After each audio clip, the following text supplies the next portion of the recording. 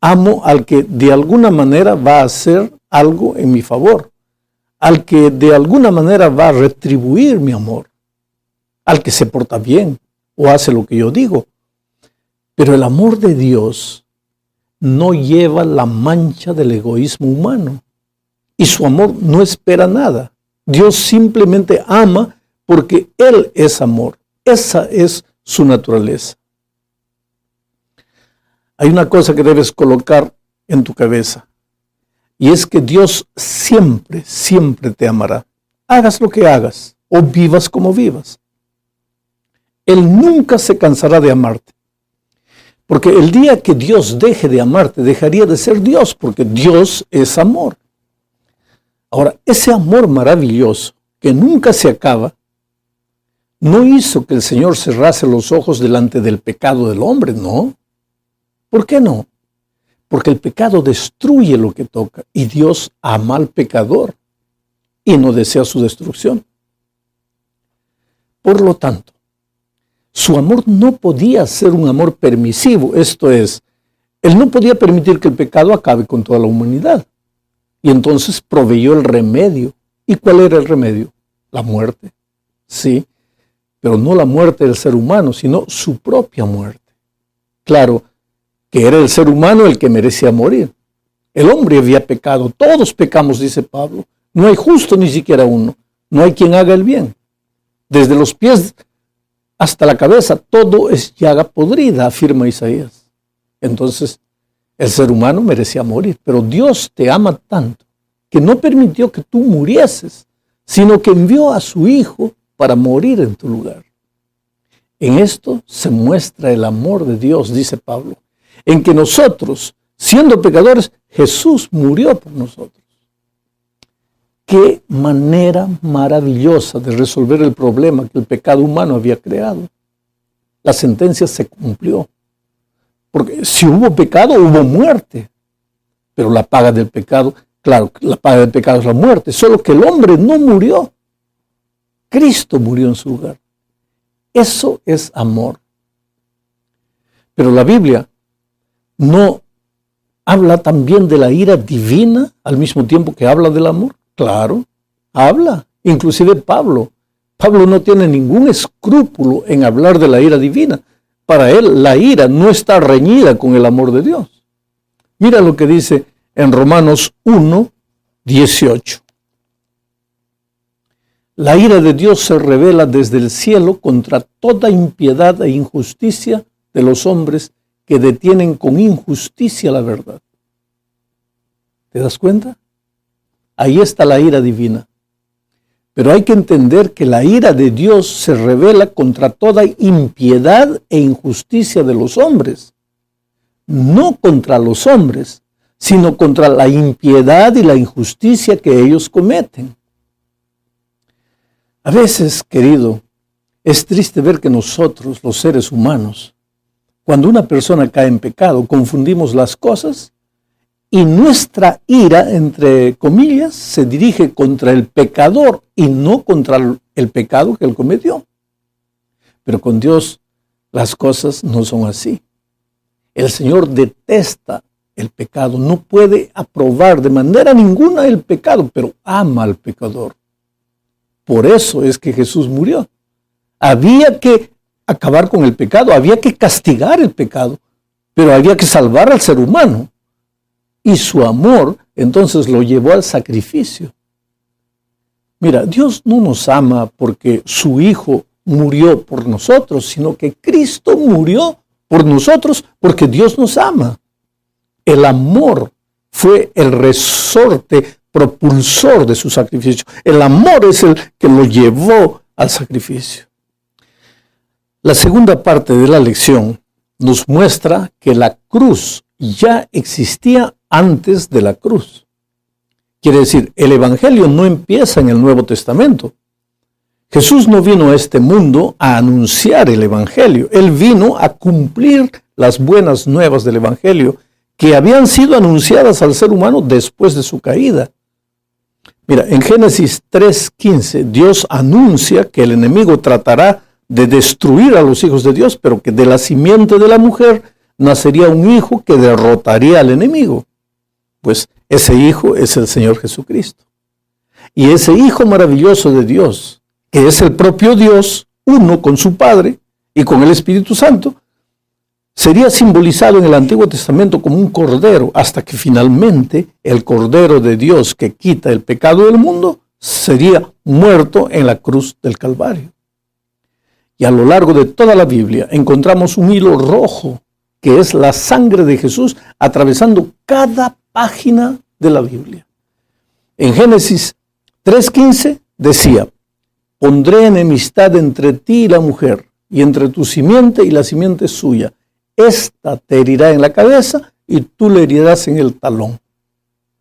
Y en Romanos 15:20, Pablo confirma: y el Dios de paz aplastará muy pronto a Satanás bajo vuestros pies. La gracia de nuestro Señor Jesucristo sea con vosotros.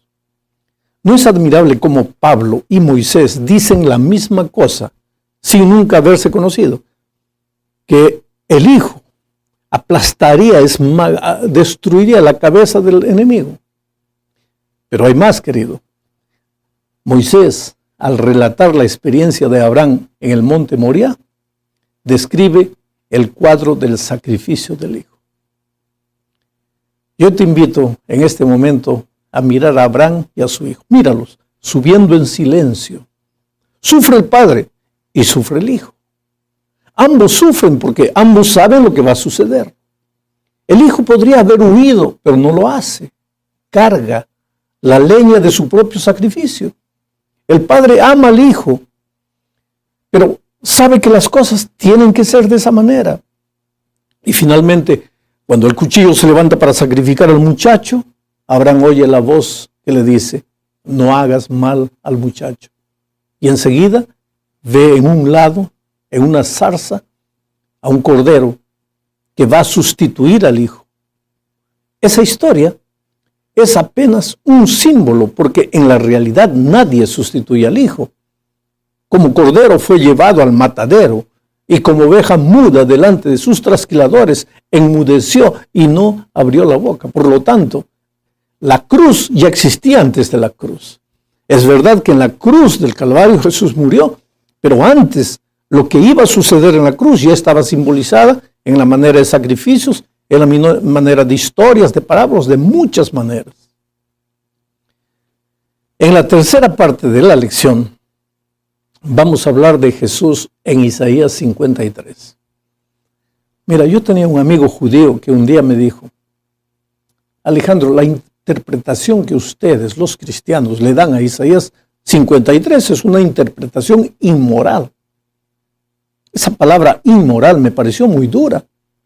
Y le pregunté por qué. Su respuesta fue la siguiente: que un hombre malo muera por los males que hizo, eso es moral y justo. Pero que un hombre bueno, que solo hizo el bien, muera por los malos, eso es inmoral. Y puede ser, querido, desde el punto de vista humano, creo que sí, es inmoral. Pero lo que es locura para los hombres solo puede ser explicado a la luz del amor de Dios. Isaías capítulo 53, versículos 4 al 7, dice, literalmente: ciertamente llevó él nuestras enfermedades y sufrió nuestros dolores. Y nosotros le tuvimos por azotado, por herido de Dios y abatido. Mas él herido fue por nuestras rebeliones, molido por nuestros pecados. El castigo de nuestra paz fue sobre él, y por su llaga fuimos nosotros curados. Todos nosotros nos descarriamos como ovejas, cada cual se apartó por su camino, mas Jehová cargó en él el pecado de todos nosotros. Angustiado él y afligido, no abrió su boca. Como un cordero fue llevado al matadero, y como oveja delante de sus trasquiladores, enmudeció y no abrió su boca. ¿Quién es él? Jesús, el Hijo de Dios. Él no tomó el hecho de ser igual a Dios como cosa a la cual aferrarse, sino que se destituyó de todo para hacerse siervo hasta la muerte, y muerte de cruz. te voy a contar una historia que te va a ayudar a entender Isaías 53. El pastor H.M.S. Richards, fundador del programa La Voz de la Profecía, cuenta la historia de su vida y él dice que cuando era chico le gustaba saltar a la cerca del vecino y robar las manzanas del vecino. Alguna vez ya me has escuchado esa historia.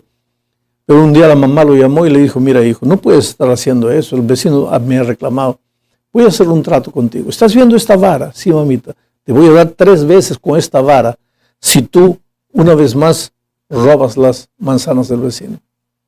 Y él dice que prometió que no iba a hacer eso más. Pasó un día, 2 días, una semana, 15 días, las manzanas estaban más rojas que nunca en la chacra del vecino y un día no resistió la tentación, cayó.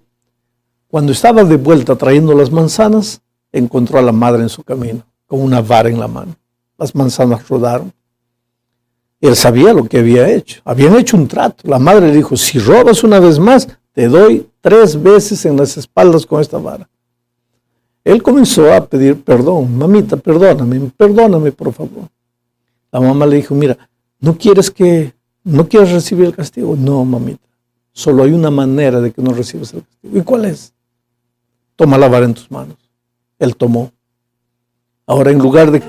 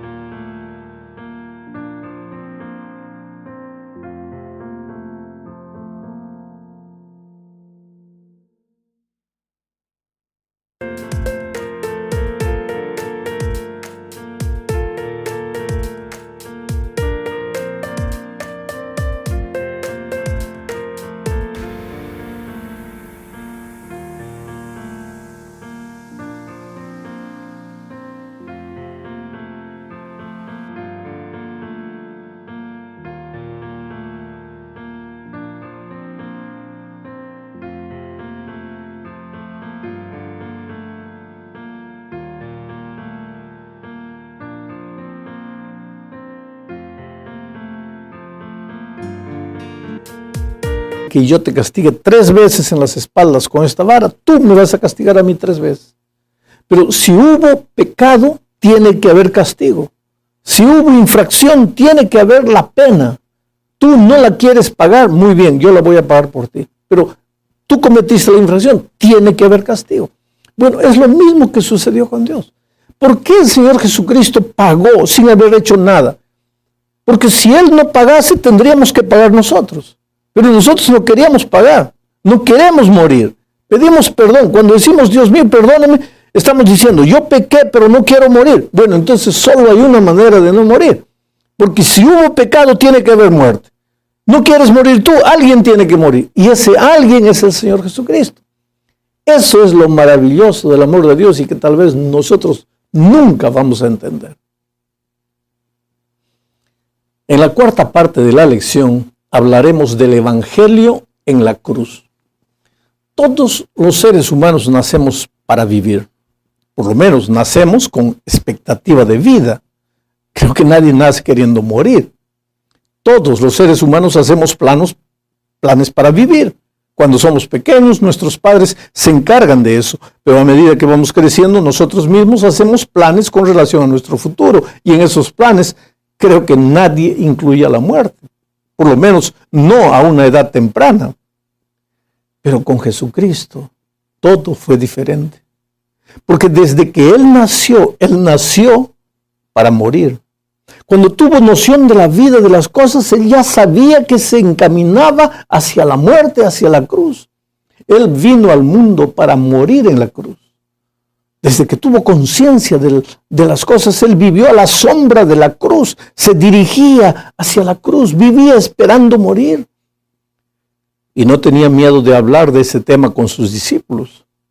Ellos no entendían porque esperaban un libertador que los libertase de la esclavitud de Roma y no de la esclavitud del pecado. Ellos imaginaban al Mesías como el Mesías victorioso que había venido a devolver la gloria perdida a Israel. Pero Jesús era consciente de su muerte. del propósito de su vida, que era la muerte. ¿Obsesión suicida? No. Sacrificio de amor. Era la única manera de salvar al ser humano. Aquella última noche en el jardín del Getsemaní, ¿tú crees que él deseaba morir? No, querido, él era un ser humano normal, con instinto de conservación. Aquella noche, él no quería morir, como ser humano no quería morir tanto que clamó a su padre: Padre, si puedes, pasa este cálice de mí, no quiero morir. Pero él te amó tanto, él sabía que la única manera de salvarte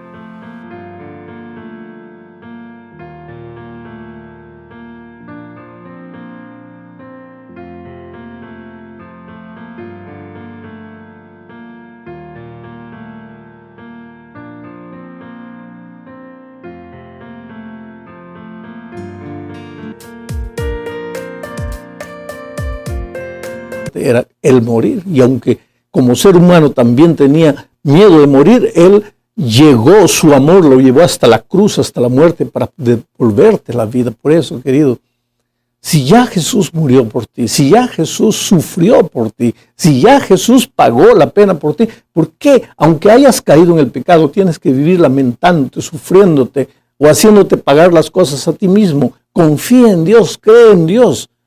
Entrégale tu vida a Dios, porque Él ya pagó el precio de tu rebelión. Hay bálsamo curador en los brazos de Jesús para ti. Y ahora, mi querido, llegamos al fin de la lección. Y aquí vamos a hablar del grito de desesperación de Cristo en la cruz. Aquel fue un grito que hizo estremecer al universo entero. Dios mío, ¿por qué me abandonaste? ¿Qué significa ese grito? ¿Por qué Jesús se sintió abandonado? Esto tiene que ver con el perdón. Voy a hacer un ejemplo. Vamos a decir que tengo un hijo de 5 años. Y que esta flor es una flor muy delicada y yo digo no toques. Una flor de cristal finísimo, vale mucho dinero. Yo digo no toques. Y él dice, está bon. Yo le digo, mira, si tú tocas te voy a dar una palmada en la mano. ¿Has entendido? Sí. Entonces está combinado. Yo me voy y cuando vuelvo él está destruyendo completamente la flor. Y cuando me ve ya sabe el trato que hicimos. Y él dice, papito, perdóname. ¿Qué quiere decir cuando dice, papito, perdóname? No me batas. Y yo le digo, está bien, hijito, puedes irte. ¿Perdoné a mi hijo o no perdoné? Perdoné, pero en términos humanos. Ahora, para Cristo, para Dios no existe ese perdón. Porque su palabra